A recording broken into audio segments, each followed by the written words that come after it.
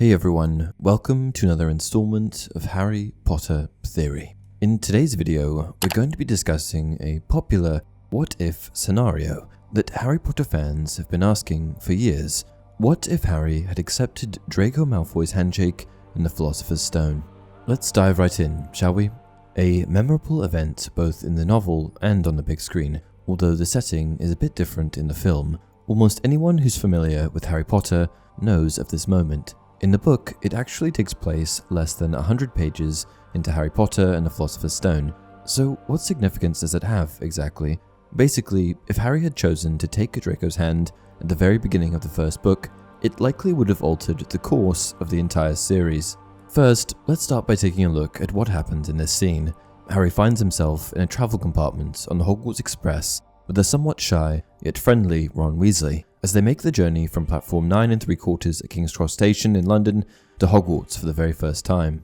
Harry and Ron have just exchanged introductions when Draco, flanked by his friends Crabbe and Goyle, enter their compartment to see if it's true that the Harry Potter is inside. Of course, this isn't the first time Draco and Harry have encountered each other.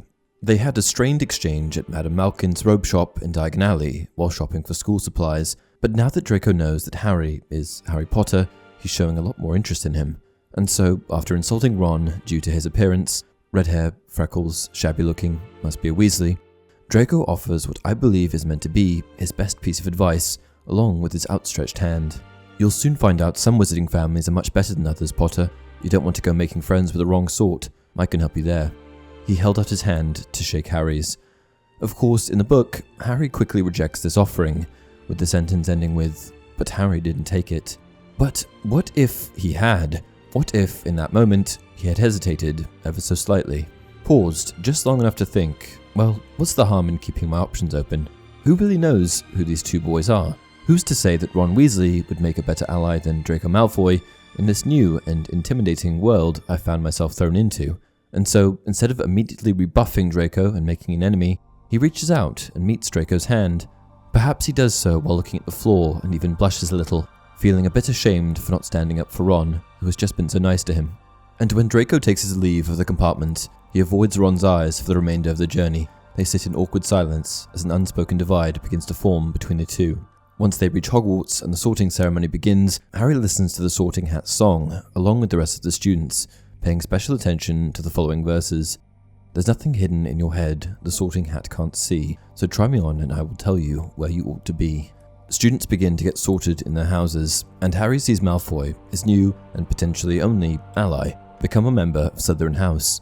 So what could be so bad about joining a house with someone who's offered to show him the ropes of the wizarding world? And then, as if answering this thought, when Harry is called up for his placement, the Sorting Hat shares, "You could be great, you know. It's all here in your head, and Slytherin will help you on the way to greatness. No doubt about that." And instead of fighting it, Harry embraces it, thinking that doesn't sound so bad. Of course, from there, absolutely nothing would have been the same for our friend Harry. Obviously, the first major difference would have been his friendships at Hogwarts. Hard to have best friends in Slytherin's rival house of Gryffindor, especially if you've slighted one of those people before you even really got to know them, Ron. And it's highly unlikely that Harry's new pal, Draco, would have accepted Hermione Granger, a mudblood or witch-born of Muggle parents, as acceptable company.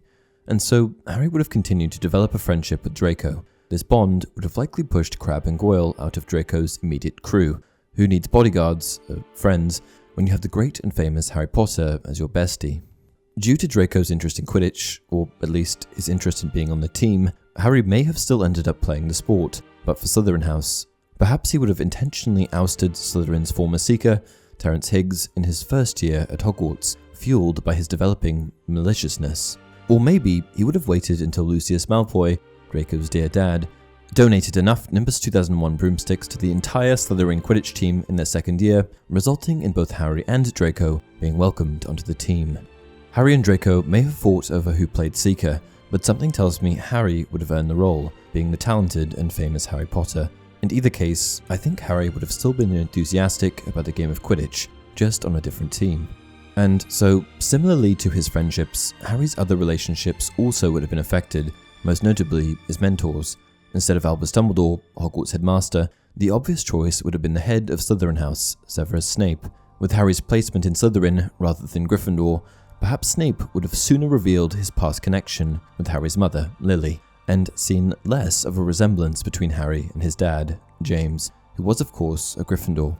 With Snape as Harry's mentor, there would have been little reason for Dumbledore to get so involved in Harry's life and progression through Hogwarts, as he already would have had the guidance of Severus, and with Draco openly referring to the likes of Hagrid as riffraff, it would have been unlikely that Harry pursued any further interactions with a lowly school gamekeeper.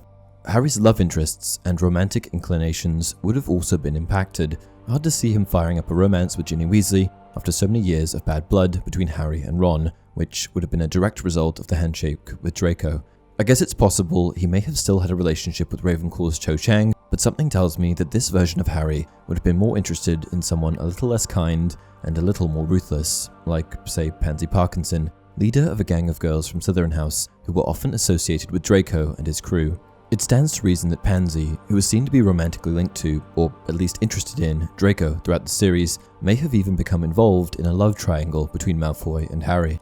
If Harry had been a suitor, perhaps he would have been the one to take Pansy to the Yule Ball in the Goblet of Fire, not Draco. From there, who knows what might have happened. With all of this in mind, it makes sense that if Harry had accepted Draco's handshake on the Hogwarts Express due to his fame and innate talent as a wizard, Harry likely would have taken on the role that Draco plays in each of the books, replacing Malfoy as the villain. As an orphan who lost his parents at such a young age, and who was badly mistreated by his extended family for his entire childhood, it really doesn't seem that far-fetched that Harry could have become this series' antagonist rather than its protagonist.